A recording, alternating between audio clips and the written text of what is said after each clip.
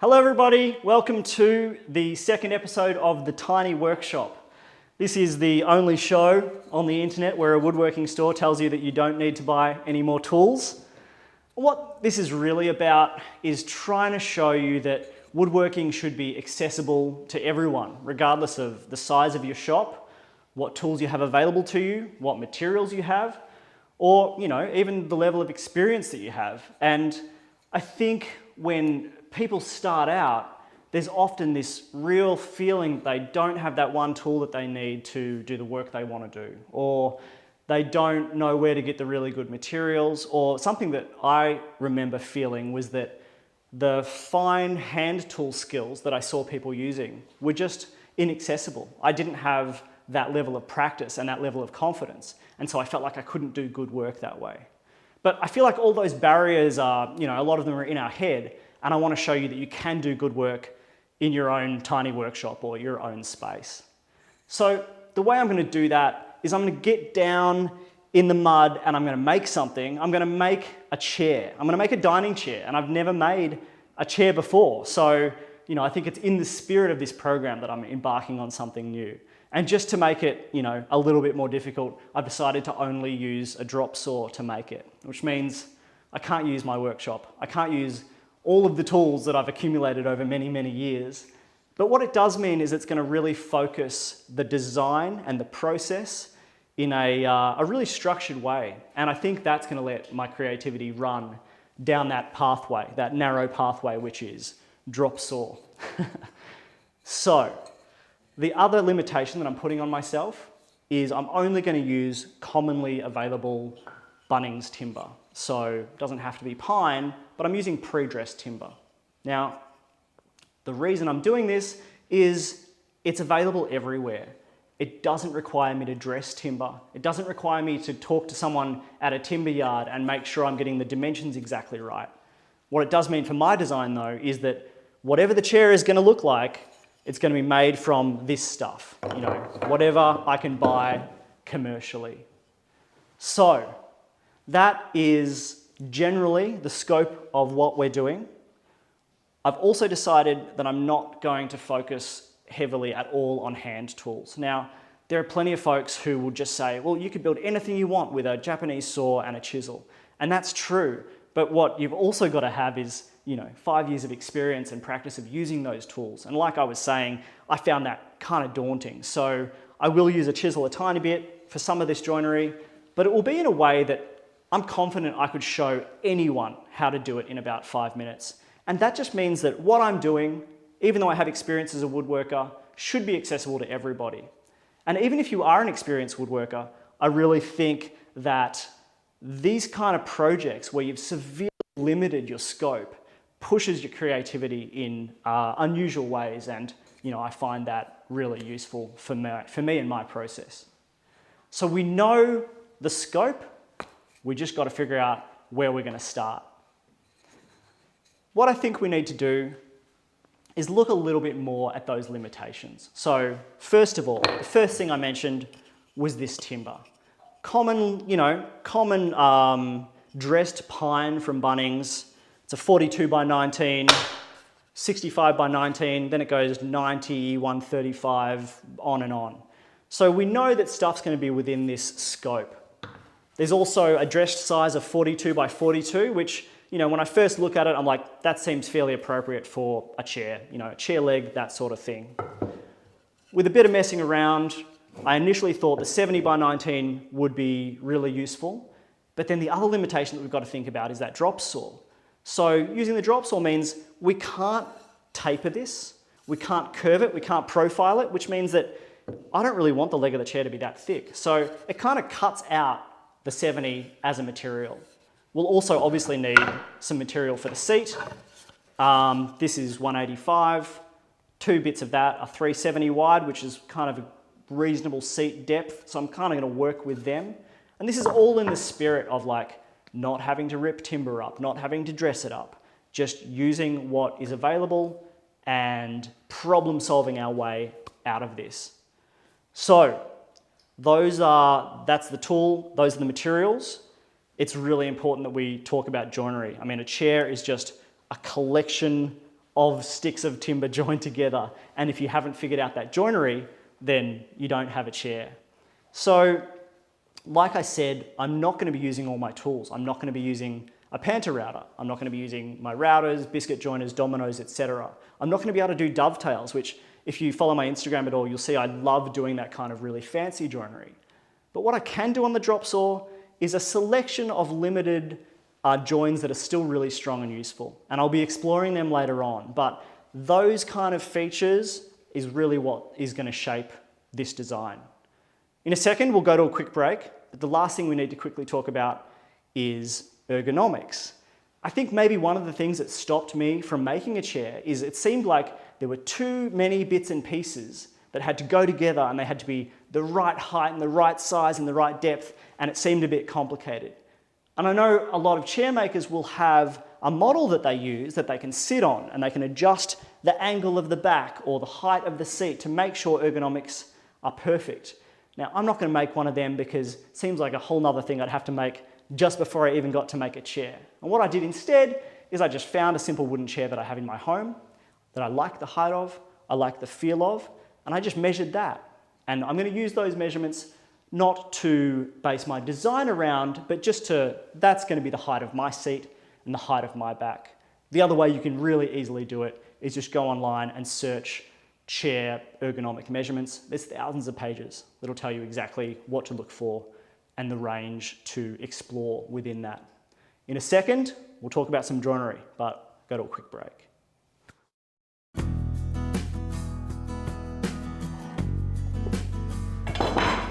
Hi, I'm Jake.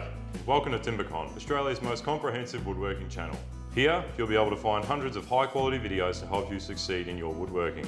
We've got tutorials and how-tos on hand tools, machinery, joinery, wood turning, cabinet making, carving, finishing, product reviews, and so much more. Sometimes we even have a little bit of fun. Be sure to subscribe, because there's heaps more to come. TimberCon, everything you need to get woodworking. Welcome back. Okay, so joinery. I mentioned there was a limited array of joinery that you can achieve using a drop saw, and I know this because it is how I started building furniture. The drop saw was the first machine really that I purchased for my shop. I'm still using the same one, and I really explored the ways that I could use this tool to create furniture. So, we're going to run through some really rudimentary things here, but I think they're worth talking about. This is a simple face-to-face join. The advantage of using this pre-dressed timber is the faces are really clean and they provide a lot of good surface area. Now, this barely seems like joinery because I've literally just glued two pieces of wood together. But it's important to know that this is crazy strong with good PVA, good tight bond or whatever wood glue. I put this in a vise, I whacked it incredibly hard with a hammer, and all I did was dent the timber. Now, for a piece that I'm going to make, I'm going to really want something that looks more mechanical because that's my style. I want these pieces to be interlocking a little bit, and I know that we can achieve it, but that's a good place to start.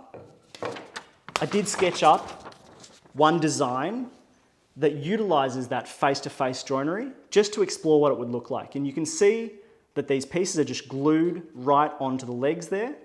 I actually don't mind this design. It reminds me a tiny bit of a Japanese temple in a way where you've got all of those rafters overlaying.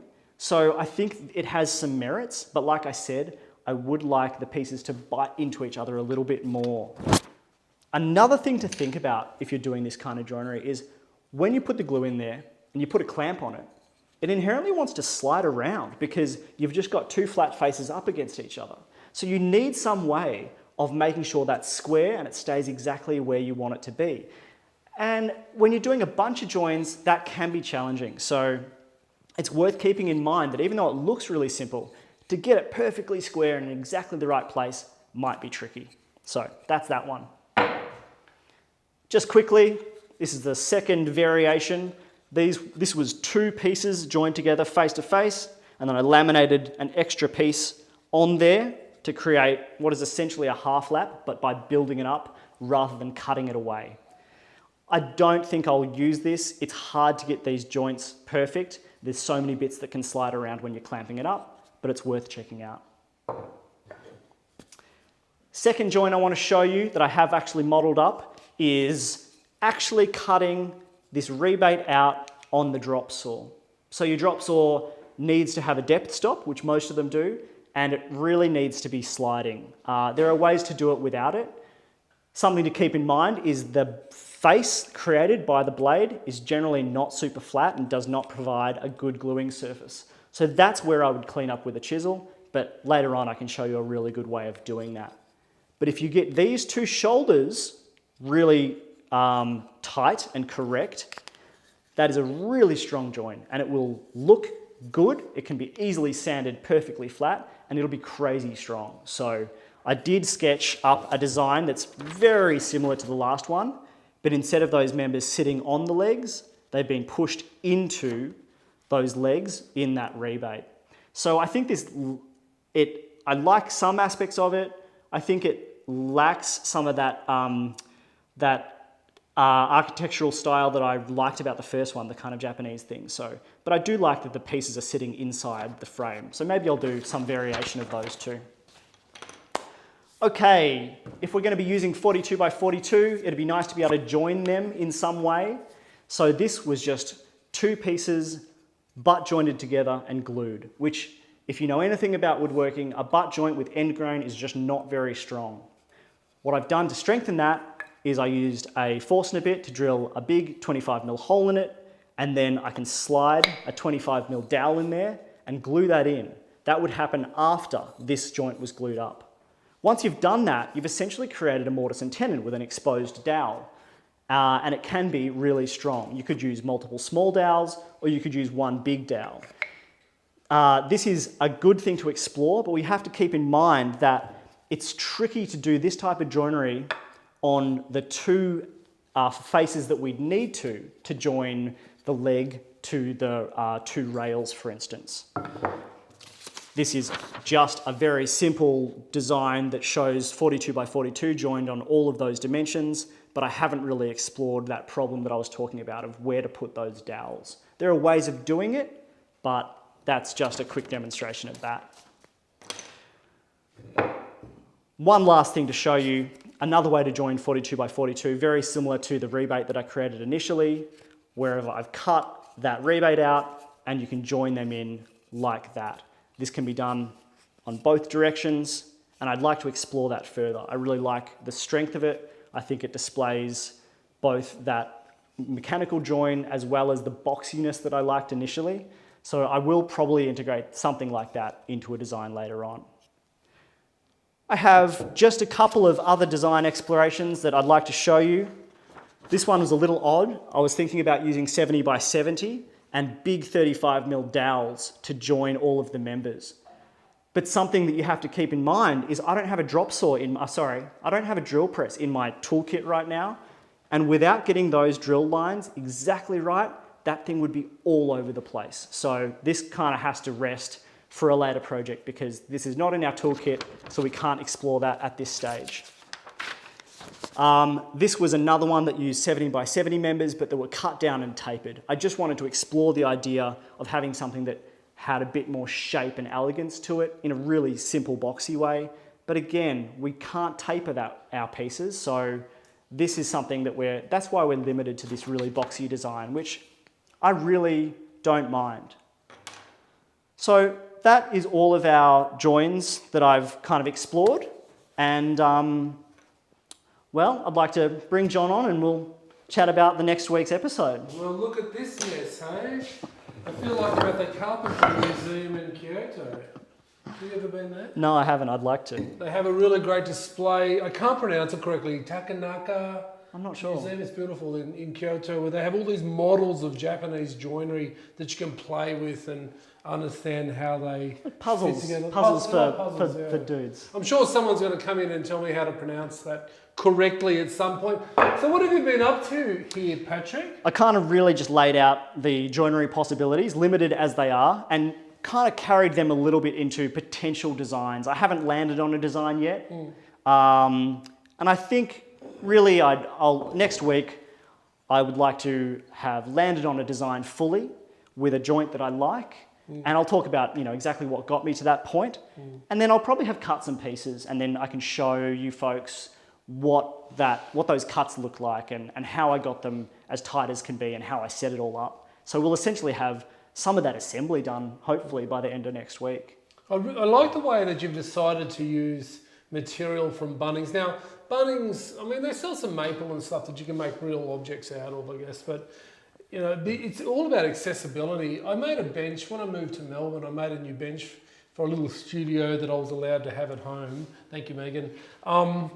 And I thought, well, and it was at the idea, at that time when I was thinking about this project a little too, so I made a bench entirely out of materials that I bought from Bunnings. So you don't need to go and buy American oak and all that sort of stuff. Yeah. So this is really interesting. So have you come up with a final design for your chair yet, or? Oh, it's changing literally every day.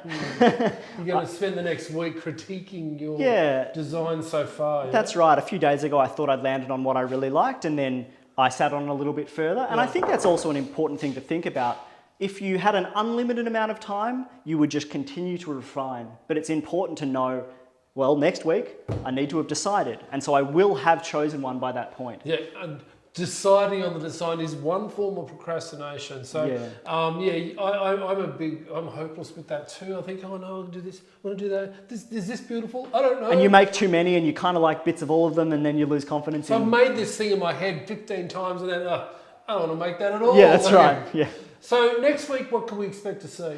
Well, like I said, I'll bring in a few components already cut. I probably won't do much cutting on the workbench because this is live. Dust goes everywhere. I've got to take my PPE on and off, and I'd really like to be focusing on some of the finer details, like how you sneak up on joints like that to give them that perfect amount of tension. The drop saw, that's impressive. Yeah. And also, like I mentioned, a really simple technique of cleaning up those faces that doesn't require 2 solid years of chisel work to nail. Sure. Okay, well, so anyone out there's got any questions for Patrick next week, just be sure to email us. Questions about design, questions about using the drop saw. Next week we'll be cutting. We're not going to cut wood, so everything we're pre-cut. We're going to do some assembly. Yeah, that's right, and just talking about techniques. Okay, yeah. Excellent. Cool. Well, thanks very much, Patrick. So, thank you for everyone out there who's watching the Tiny Workshop tonight. My name's John Madden, and this is Patrick Holcomb. Yeah, please come back next week, and we'll move to the next phase of this very interesting project. All right. Thanks for joining us. Thanks, folks.